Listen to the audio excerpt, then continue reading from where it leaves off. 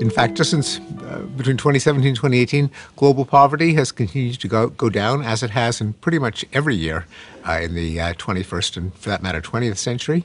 The rate of death in war at least went down from 2016 to 2017, and the overall trend, although it's got ups and downs, by and large it's down. So there are unquestionably a lot of things to deplore about 2017 and 2018 so far, but there are many things that are continuing to go in the same good direction as they have been for a couple of decades. The things that go worse are guaranteed to get saturation coverage, particularly things where the perpetrator wants to get saturation coverage, such as terrorists or rampage shooters. And they do it for the publicity, and they get it, and it monopolizes our attention. So the news media doesn't necessarily give us a statistical sample of what's happening in the world, but highlights all of the worst things. And as long as terrible things haven't gone to zero, as long as there still are wars, there still is crime, then we're going to read about them.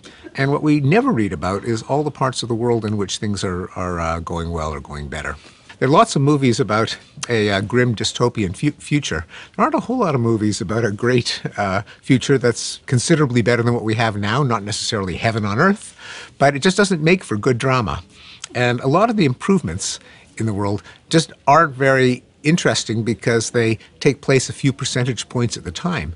But as they accumulate, it means that fewer and fewer people die of disease, fewer die of hunger, fewer are poor, fewer die in war. But there's never a moment in which there's a story to tell or a good narrative, whereas disasters make for great cinema, fact or fiction. It's tough because good art usually is tragedies and disasters and conflict and dystopias, the same tastes that we have, that we indulge when we read murder mysteries and crime thrillers and mafia films, kind of makes a marketplace for the news tilt in that direction. Part of it is that we need a kind of intellectual culture, including the news media, including universities, to be a lot more statistically savvy, that you should not present an event, a single event, and say, well, that's a trend, or that's a crisis or an epidemic, but put it into context. How often does it really occur? Is it really getting worse, or is it getting better but still not at zero? And I think an appreciation for some of the institutions that we've taken for granted. For all the dysfunction of government, it's sure a lot better than anarchy. The United Nations can often be a theater of the absurd, but it still probably deserves credit for reducing child hunger and for preventing wars from breaking out.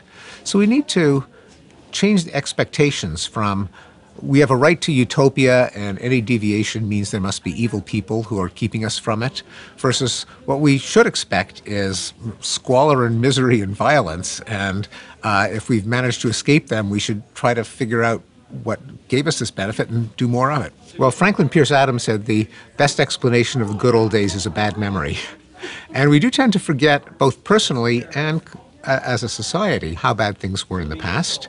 There is research in psychology that suggests that the bad events of the past tend to lose their negative coloring. It's not that we forget that they occurred. We don't remember how bad they were at the time. And I think that may be true of society as a whole. There's a lot of nostalgia for the days of well-paying, stable, blue-collar jobs.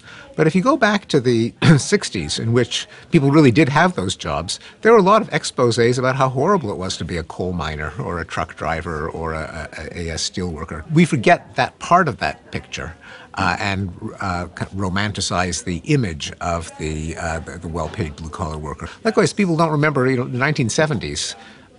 There was double-digit unemployment, double-digit inflation, lines to get gasoline, fears that we would run out of heating oil and people would freeze to death. And that seems to have gone down the memory hole.